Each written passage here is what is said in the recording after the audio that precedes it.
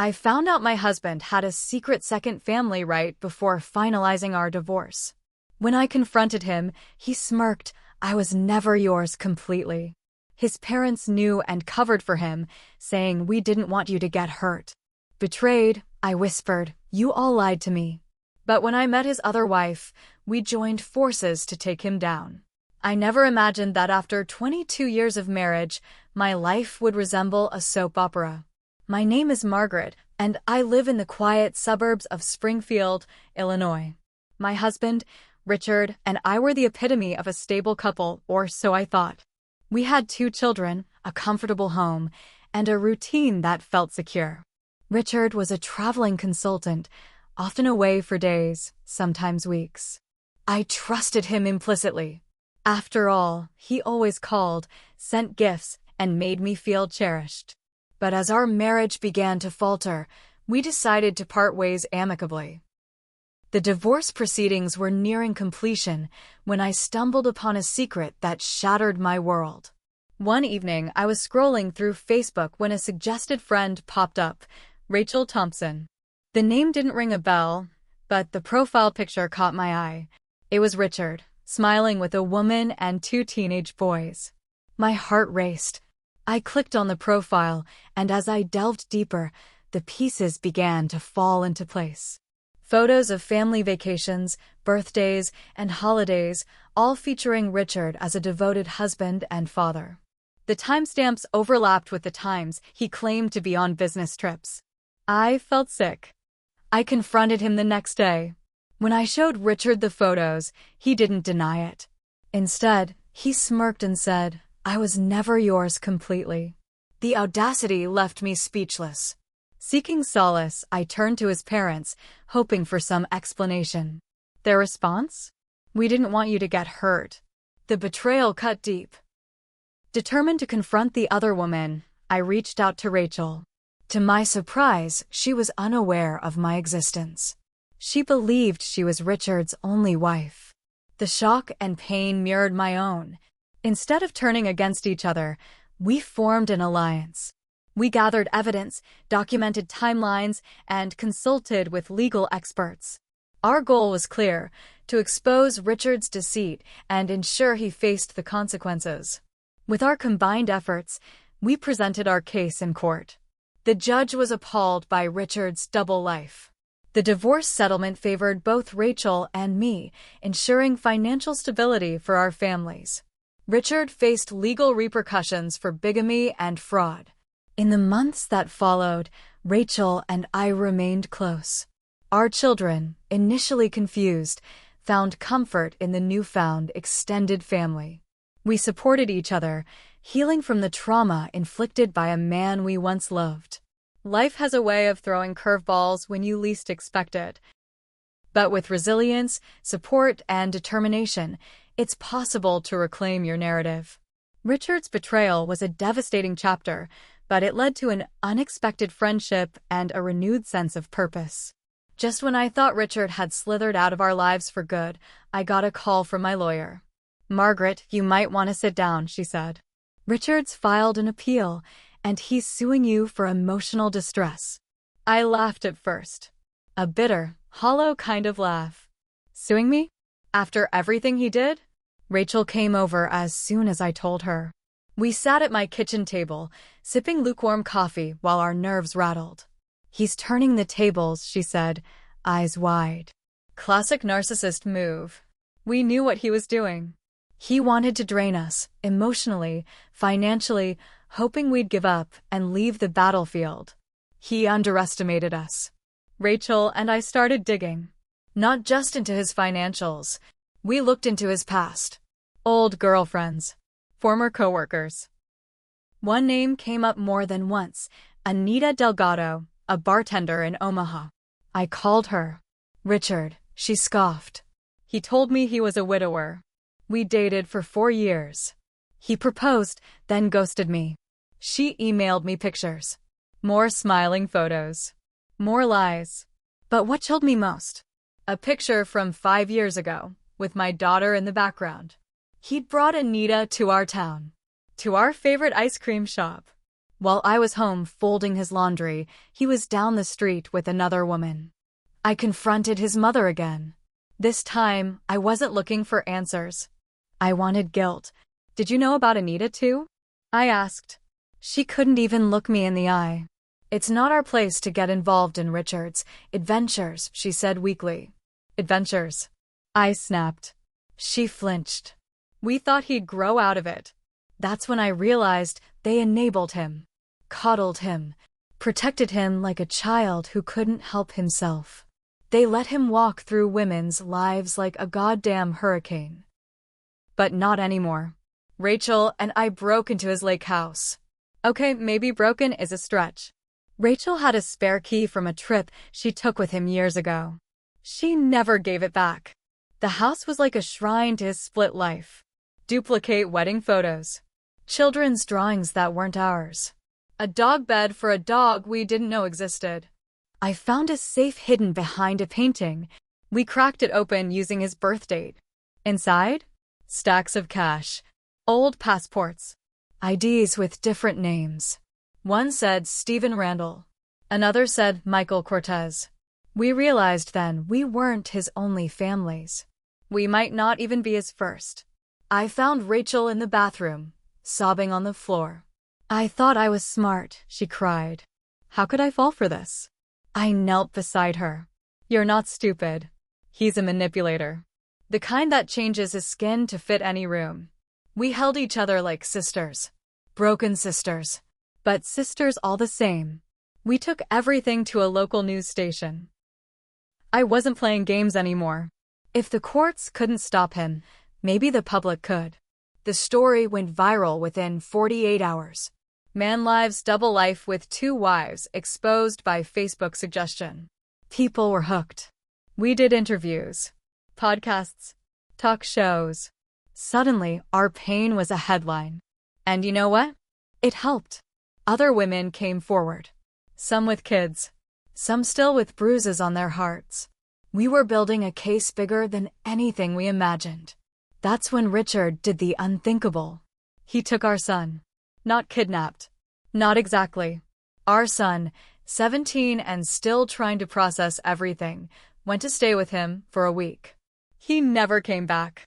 Richard filled his head with lies. That I was bitter. That Rachel was crazy. That we just wanted to ruin him because he moved on. I begged my son to come home. He wouldn't answer my calls. So I sent him a package. Photos. Letters. The full truth. It took weeks, but finally, he replied with a single text. "I'm coming home, Mom. I'm sorry." Then came the shocker. A woman named Denise emailed me. She had legal documents. I was legally married to Richard in Nevada. We got married in 1993. I stared at the screen. That was a year before he married me. We weren't his second or third families. We were his mistresses. Denise had left him years ago after he drained her bank accounts. But she kept the papers. And the rage. Together, the 3 of us became a trifecta of fury.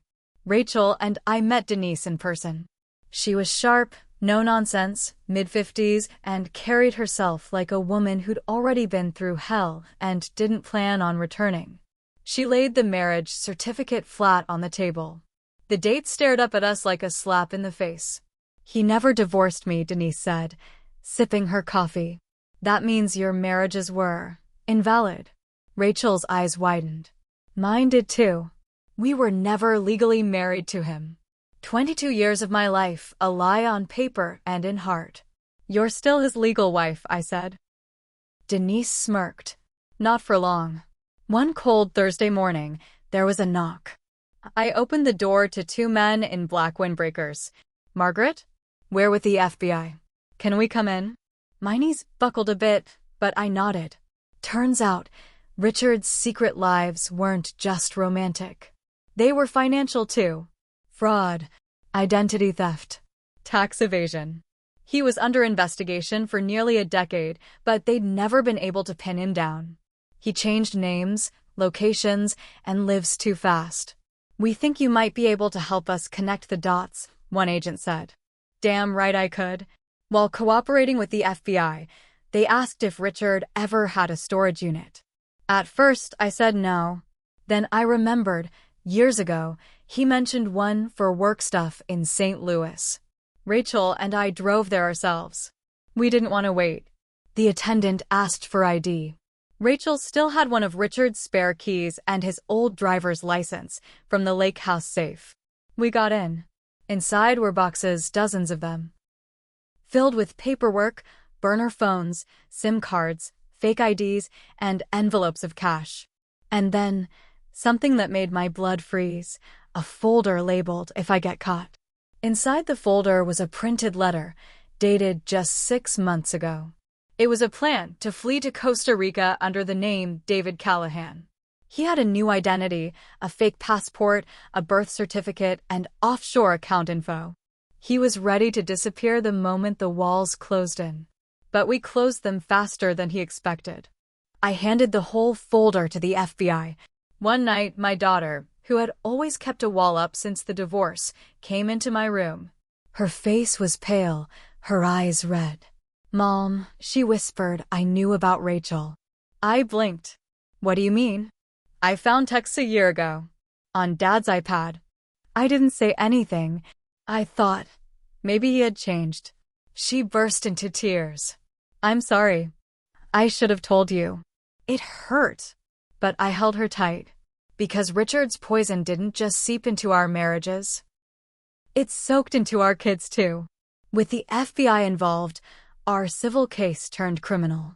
Rachel, Denise, and I sat together in court as Richard was brought in wearing an orange jumpsuit. He didn't look smug anymore. He looked tired, worn out by lies, betrayal, and the weight of finally being seen for who he was. His lawyer tried to spin the story, said he had undiagnosed mental health conditions, that he was a victim of his own compulsions. But the evidence was stacked sky high. Denise took the stand first. Then me. Then Rachel. One by one, we burned every mask he ever wore. Just when we thought the storm had passed, we got an email from a woman named Tasha. She was 25, lived in Savannah, Georgia, looked just like Richard. DNA confirmed it. She was his daughter. Her mother had met Richard in the late 90s, around the time he was playing perfect husband to me. He'd ghosted them too. Tasha didn't want money. She didn't want revenge. "I just wanted to know the truth," she said, voice shaking. "And I wanted to meet the women who finally stopped him." We welcomed her in. Not because we had to, but because no one else should ever feel like we did alone in a room full of lies. After his conviction, we received one final twist.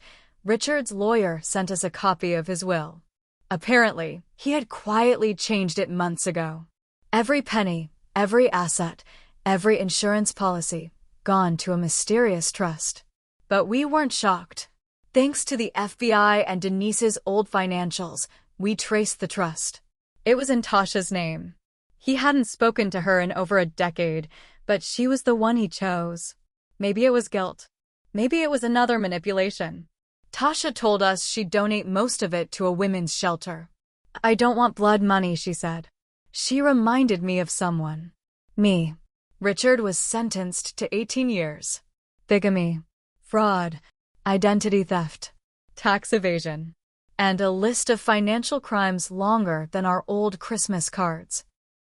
I thought prison would break him. Instead, it just changed his stage. He played the victim inside, told guards and inmates that he was framed by vengeful exes who couldn't handle the truth. But here's the thing about narcissists: they can fake charm, but they can't fake humility. Eventually, even in prison, people see through the act. By year 2, he had no allies. Someone sent us a photo once, a blurry shot of him in a cafeteria, sitting alone, tray untouched. Even the rats had moved on. One night, a quiet one, after the storm had long passed, I stood alone in my kitchen staring at the fridge. Photos of my kids. Rachel's daughter, Tasha, 3 women who lost time, peace, and pieces of themselves to the same man. And me? I had to admit something I hadn't said out loud. I ignored red flags. I remembered the late nights, the fake trips, the forced smiles, the cold silences. I chose to believe him over my gut, over my friends, over myself. That was my mistake. I let love blind me, even when it was setting my soul on fire. And I promised myself, never again. Rachel never truly healed until she got her final revenge. She found out that Richard's old lawyer, the one who helped him hide money, was still working, still living large, still untouched. She filed a complaint with the Bar Association. She pulled every receipt, every phone record, every signed paper he ever gave her. Within a year, he was disbarred. Rachel stood outside the courthouse the day it was announced, holding a small sign that said, "Wife number 2 says, clean up your mess." Denise, the OG wife, took a different route.